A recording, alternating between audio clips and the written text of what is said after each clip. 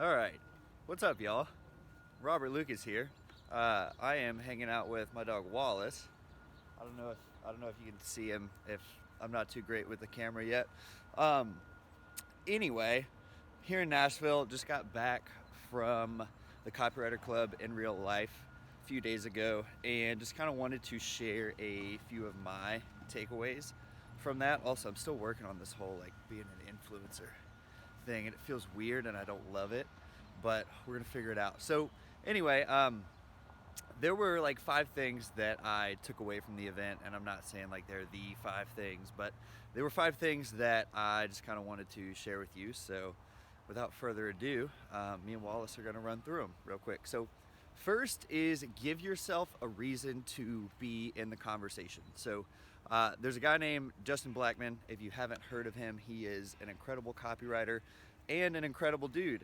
And during his talk, he mentioned me from the stage, and it blew my mind, and was just really cool. And the reason he did that was because he was talking about creative constraints and how like you can be more creative when you have some constraints, I guess, right? So the example of that was that in November 2018, I wrote 29 sales pages in 29 days, and you might have heard me talk about that before, but regardless, that was really cool. And the only reason that it happened was because I had given myself a reason to be in that conversation, right? And this is something that Abbey Woodcock talks about with events as well. She says like you should research all the speakers before you go. And she has a whole training about like how to get clients from live events. You should check it out. It's a course that her and Chris Orzechowski do together. I forget what the name of it is, but just look up like get more clients, Abbey Woodcock, Chris Orzechowski, you could probably find it. But anyway, her point is like research the people who are going to be speaking before you go, so that way you have something to talk to them about, right?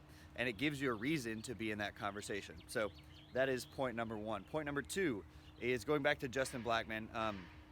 Creativity happens best when you have constraints, when you're not thinking about like, oh man, so I want to paint this picture. What should I use? Should I use a paintbrush? Should I use spray paint? Should I get started with a pen, right? If you just say, no, I'm going to draw this picture, I'm only using this black pen here, you free yourself of that mental space of trying to figure those things out, and you get to instead just be creative, right? This was also a thing that Marcella Allison talked about. She talked about this book, I forget the name of it, but I will include it like in the thing below.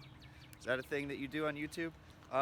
Anyway, so yeah, she talked about how it was a book about artists and their rituals, and the point was that like all successful artists have rituals. It's basically a way that they can like get in the creative zone, and it frees them of the mental space of figuring out like, okay, I just frees them of the mental space about figuring out like how to become creative, and instead just kind of puts creativity on autopilot in a way and allows them to get in that zone really quickly. Super cool. The third thing was consistency. So if you are building a business, building a brand, whatever, you just have to be consistent. You have to post things consistently, whether you're talking about like Instagram, YouTube, blog posts, whatever. You just have to consistently show up. Also, check that building out. They're doing a lot of construction back there. Anyway, there's a lot going on. But point being, like, you have to show up consistently in your business if you want to be successful, and that might mean doing some things that you are uncomfortable with, like filming yourself like an influencer while walking by the train tracks. So anyway, and kind of expanding on that, one thing that Kira Hug talked about was repurposing content. So she did this whole thing about like permaculture and how it relates to your business. Also, Wallace is over here taking a poop. I'm gonna have to come clean this up in a minute. But like she talked about permaculture and how it relates to your business, and essentially asking yourself like, have I gotten all the use that I can out of this content that I've created? So if you're at a blog post, can you repurpose it into a video? Or if you do a podcast, can you repurpose that into a blog post? That sort of thing, right? Another thing, the fourth thing that came up was in a conversation that I was having with Angie Coley.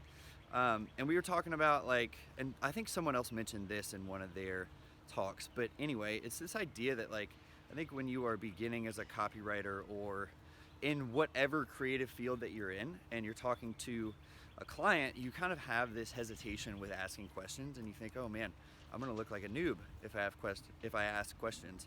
But instead, like, questions really reveal your expertise, you know? And there's some nuances to this, which I'll get into in a second, but it's kind of the difference between like an expert copywriter and a brand new copywriter is that an expert copywriter asks a lot of questions. They're not afraid of doing that. They don't think that it will make them look less experienced.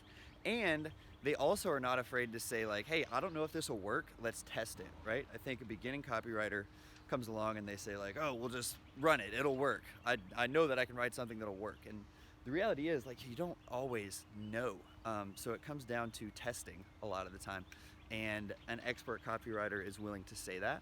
And that's something that Bon Halbert mentioned in his talk as well, is basically like, all of your marketing is really an experiment, right? And that's kind of what it should be. And then the final thing was just kind of like that there are nuances to everything, right? So like talking about asking questions to your client, there are nuances to that, right? Like there are, contrary to popular belief or what some people like to think sometimes, there are like kind of dumb questions, right? So it's figuring out, especially in those client conversations, like not in life, there aren't really dumb questions. Well, maybe, whatever. Anyway, we'll get into that another day. But point being, like you have to figure out the right questions to ask if you want to demonstrate expertise, right? And if you are showing up consistently to build your business, whether that's on social media, check out Wallace walking through the water. He hates water so much. But like, you have to show up consistently, but you also have to show up consistently and provide value. Like it's not enough just to show up and like talk about garbage and think people will pay attention, right? So anyway, yeah, there are nuances to a lot of this stuff. So as simple as it can seem on the surface, it's fun to dig a little bit deeper. Kind of, does that make sense? I think that was just rambling. Ignore that last part. There are nuances to this shit, is my point. Okay, anyway, I think we're done here. I'm gonna go back this way and clean up his poop, and hopefully this was helpful. All right, talk to you later.